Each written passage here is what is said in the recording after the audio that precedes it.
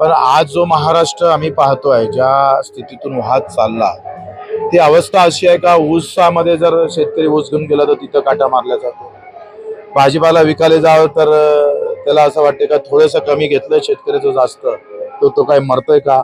सगळ्या ठिकाणी जर तुम्ही पाहिलं तर साध्या अधिकाऱ्यापासून तर तिकडे सगळे जण जे पिळवणूक होतं ते मोठ्या लोकांपासून गरिबांची पिळवणूक होते आहे. शिक्षण महाग झालं, आरोग्याची अवस्था सगळी बिघडलेली आहे. खून खराबा तर तुम्हाला पाहतोय का बीड आता देशाच्या नक्षावर यायला लागलेला आहे. आणि अशा सगळ्या अवस्थेमध्ये मुख्यमंत्री बोलून बोलून सातबारा कोरा कोरा म्हणताना आता आम्ही त्यांना म्हणतो बोला बोला बोला, ते बोलतच नाही.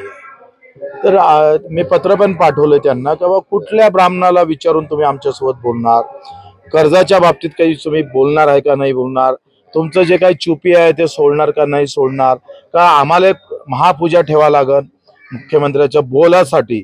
पण नका, कर्जमाफी कधी तुम्हीच बोलले होते कोरा कोरा कोरा, आणि मग कोरा कोरा म्हणता म्हणता तुम्ही आता आम्ही तुम्हाला बोला बोला म्हणण्याच्या वेळी येऊन आले, तुम्ही बोलत का नाही? काय असं गणित फसलं आहे तुमचं? बोला तर खरी ना, काय आहे काय नाही कसं आहे. आम्ही समाधानी होऊ का नाही बाबा मुख्यमंत्री बोलले या बाबतीत ते मात्र होते का हा सरकार